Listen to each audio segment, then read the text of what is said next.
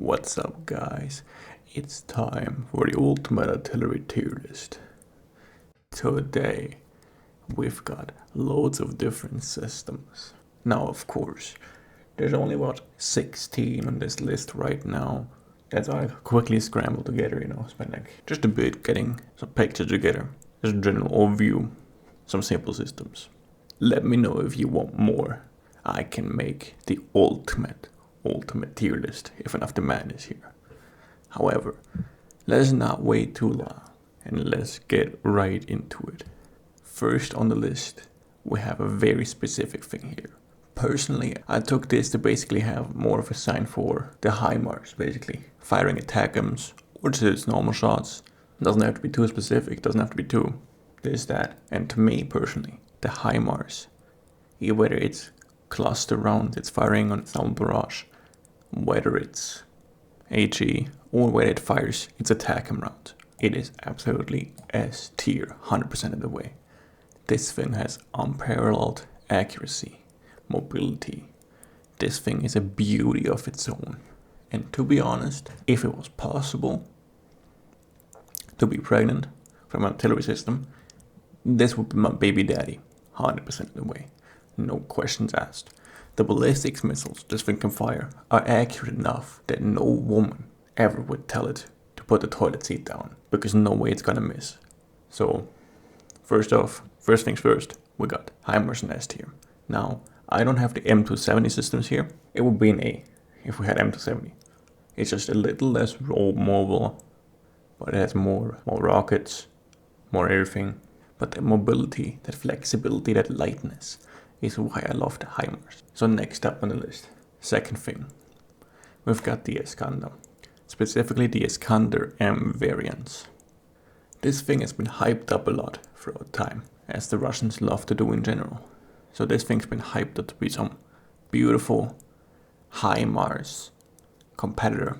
However, it's unfortunately not even very close. It's not even a close fight, I'm be honest. So I think it's a B tier at most. It's surprisingly expensive, it's very rarely used, it's not that efficient, and the accuracy is just very lacking. They can hit very good shots, but they have shown to be prone to failure. It is very unfortunate, but I do believe that with time, this could be a solid A tier. It is definitely higher B, it just is lacking a lot in that regard. It is lacking efficiency. It is lacking many things, but it does have amazing potential. It is definitely difficult to intercept, I'll give it that. It is a very difficult thing to intercept, but it is just not reliable enough concurrently. If the reliability went up and it was more sustainable, then it would absolutely be A tier. Next we have the Panzerhaubitze 2000. This German artillery is probably the peak of self-propelled artillery weapons. I will have to put it in S even before the HIMARS. This thing fires faster than a man with premature ejaculation. It gets its round off, no mercy, no love, just bomb, done, out. What can I say? This is the pinnacle of German engineering. They thought the Tiger was a wonder weapon. Maybe the mouse. No, this is a wonder weapon. Next on the list, we have the BM21. Now I have to say, this is honestly, in my opinion, a solid B tier. Just a solid standard B tier system. It has a good rate of fire, it's cheap, the rockets are cheap. This thing is a good area of effect weapon. If you need to suppress a general area, this thing will do that, and it will do it well. It will do a good job at that. You will have a cheap suppression of an area, a large dispersion. It's not meant to be some accurate destruction vehicle. This thing's entire purpose is to say, fuck that general direction, and afterwards get the fuck out. Solid B tier. For the fifth, we have the Urgan system. I have to honestly put it in a lower B tier, because it does a similar thing, except it doesn't really offer any special benefit apart from having larger caliber ammunition. but in most cases that is just not a necessary given. You rarely run into a situation where like, oh, I need massive this. Of course, if you're in an urban sector, it's functional. However, you much more see something used like a glide bomb or similar. So overall, this is a rarely perfect thing. Now do keep in mind that it's still good.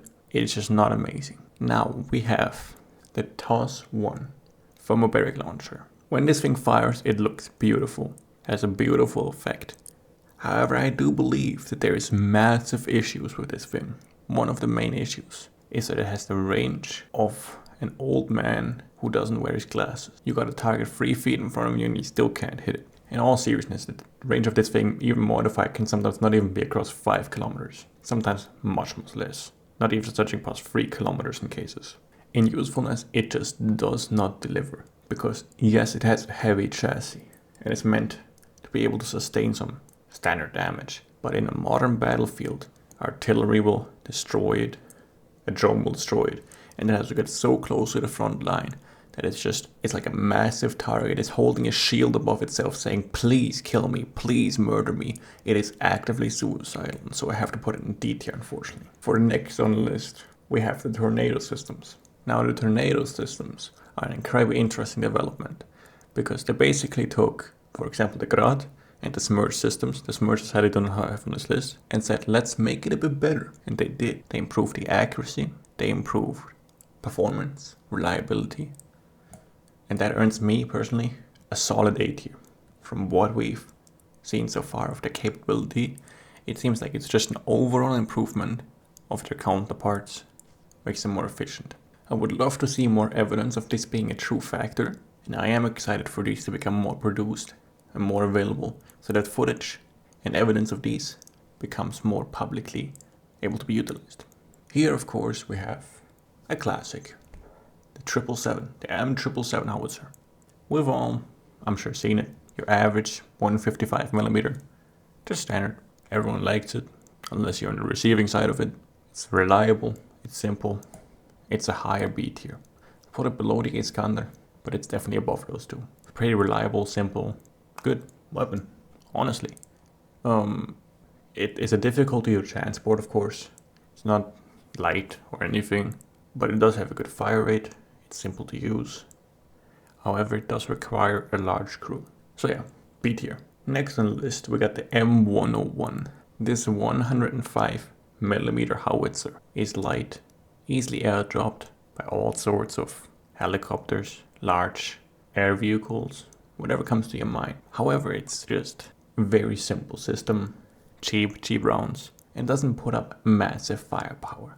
It's almost like a little mortar in some ways. It's more like efficient, but I wouldn't put it above most systems we've had yet. Although I can't really put it in the same level as the D tier, so I'm gonna put it in C tier because it does what it needs to do, but for most situations that we have in modern battlefields, it doesn't do what it should do. So yeah, C tier. Next on the list, we have the Tulpan heavy mortar carrier. Honestly, there's not too much to say to this thing. This thing's plainly just an urban clearing vehicle. You want to clear a few houses, you want to clear an area, you want to have really strong effectiveness. It's quickly operational, mobile, efficient, clears an area, destroys any structures, bunkers, buildings, any like sort of position where an enemy is hiding. It is very useful in that regard, and it does its job very well. This and glide bombs, cluster bombs, things like that, bunker busters, all very good at clearing out enemy positions. So yeah, B tier, for sure. On the next list, we have another one of the classics. This one's pretty famous. It's the M109, the Paladin. We all know it. Now for this one, I'm gonna just count all the variations under the same category. I'm gonna say Paladin is Paladin. That may be offensive to some of you, to which I can say I don't give a fuck. This one I would say has to be honestly a solid A tier. I'm gonna put it right up there. It has a beautiful range, a beautiful efficiency, impressively mobile, especially the later systems of its kind. It's just so versatile. You can use it in so many situations, and it's a very survivable, because even if you do get spotted from the range you're at and you do get counter barraged, you have so much survivability in this thing because it has such a heavy chassis. It loads so fast. It is such an amazing system. So I do have to say A tier. Next on the list, we have the M119. Another 105mm US made howitzer. Just a light howitzer. And I sadly, once again, I say it's definitely better, but I personally do not think it's a great system. I do not think these light systems are of the quality they need to be. If you're going to make a light system like that, it's usually good to have like a mortar or a rocket-based vehicle, because then you output the fire you do need. I understand the importance, and in the previous battles, of course, they've been useful. However, I think on the perspective of a modern war, you just need something to put out that specific value. And there I think we're resorting back to the old 1915, 1916 days where heavy projectiles have insane effectiveness. When you have a lot of them combined, they have strong concussive effects, are good for clearing out trenches, buildings. Not just that, but they also have so much fragmentation, so much value that they bring. So I definitely do have to say, for this one, it just doesn't bring that enough from my experience, from what I've seen. And I would say C tier. Once again, another simple system, which is what I'm describing is much better. But still, the issue is, for this one, it's gonna be another C tier, lower C tier. It is just not made of a high enough quality. I said it. These old Soviet systems are often just mass produced for cheap quantity. They do not deliver anything that you need. This is the Vasilek automatic mortar, and in my opinion, it's funny as shit. It has a massive rate of fire, and it is just largely inaccurate. I just believe this is an oddly specific tool, just like everything else in a C tier. Sure, in its own scenario will be useful, but its downsides do definitely have a weight on it, which is why I put it down there. And next on the list we have the Sint 152mm howitzer. It is honestly just, I'd say, higher, sorry for that placement, I did not mean to put it there. Oopsie. Higher B tier, even higher than the 777. Accurate, fast, efficient. This is truly the modern Russian doctrine, encompassed. I'm just kidding. There's no way the Russian doctrine is accurate.